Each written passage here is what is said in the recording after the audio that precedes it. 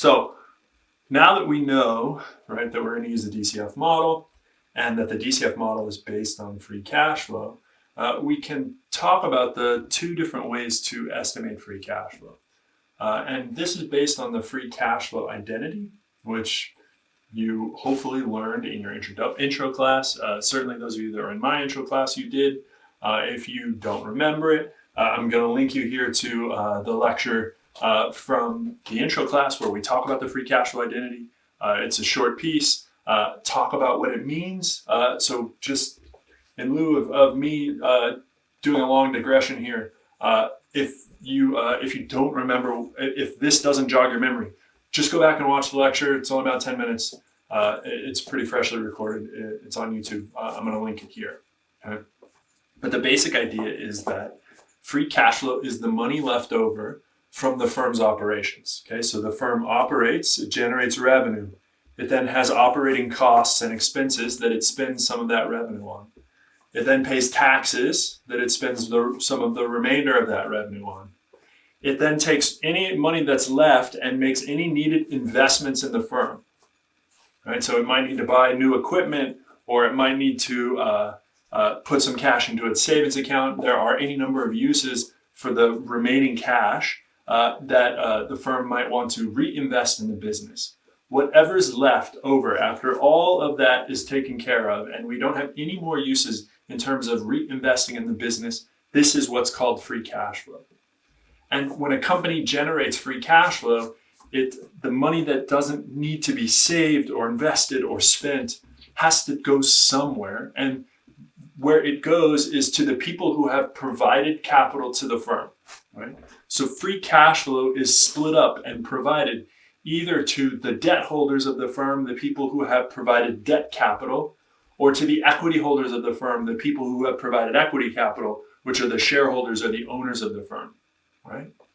So some of that free cash flow is going to be used to pay down our old loans in the form of interest and principal payments on our existing debt. And some of that free cash flow is going to be used to pay our equity holders in the form of dividends or potentially repurchases, right? But all of that free cash flow is going to be used, right? In the financial world, we think about the money that a company generates and is provided as a sort of closed system, okay? So money doesn't disappear. Free cash flow is free cash flow because the company no longer has any use for it, right? Even just putting it into a savings account. The free cash flow is what's left after we've already decided, okay, we're going to put 10% into the savings account. Okay, what do we do after that? Free cash flow, we give it back to the people who built the business or who've owned the business, right? So we pay off the people, we give the share of the profit to our equity holders, our owners, and we start to pay down debt, okay? What that means is that free cash flow can be calculated from two different viewpoints. It can be calculated from the operational side as the result of us studying the company's business and looking at revenue and then cost and then taxes and then all the investments that the company makes and then trying to understand how much is left over. Or it can be calculated by valuing the company's debt and equity claims, because the value of the debt and equity claims is the present value of their future cash flows. And their future cash flows are coming from the company's free cash flow, right? So if I was going to value the company's equity stock, I would value the stock as the present value of the future cash flows of that stock. And those future cash flows for a stock, they're dividends. And where do the dividends come from? They come from the company's free cash flows. And likewise with debt, I could value debt as the present value of its future cash flows, which is interest. And where's that interest coming from? It's coming from the company's free cash flows.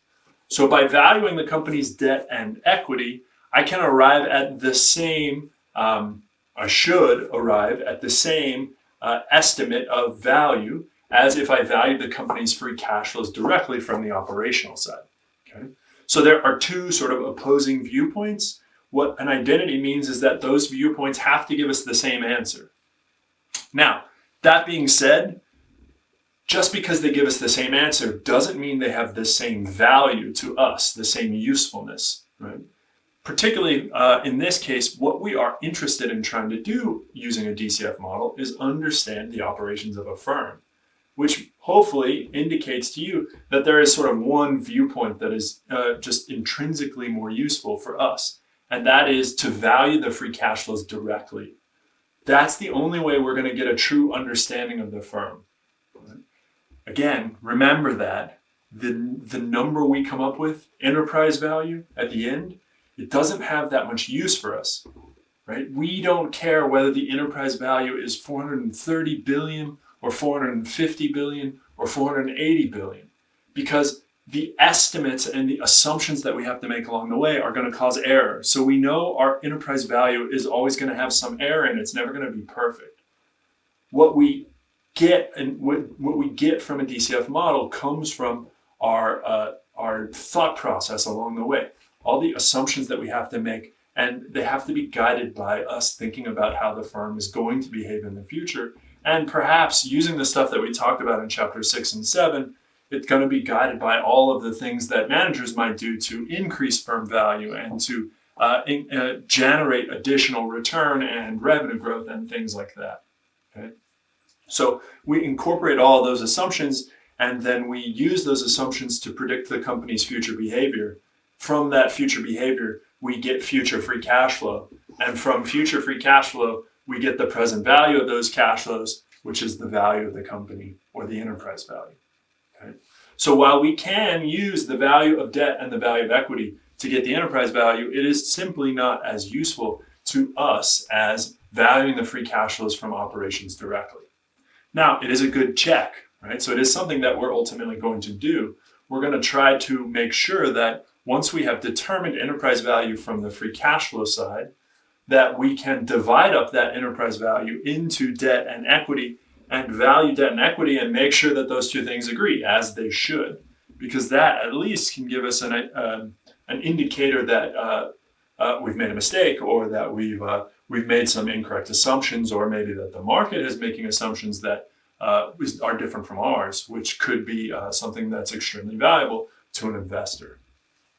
Okay, so we're going to use the free cash flow side again, because this is one of those things where the journey is more important than the destination, and so we're going to spend a lot of time talking about the steps and the process, because that's where we get our understanding of what the firm is and how it behaves. Now, within the free cash flow side, within this methodology that we're going to use, there are a few more nuances. And what happens, the nuance comes from what we would call a multi-segment company, a big giant company, and it can. So, for instance, like GE, that has 100 different divisions.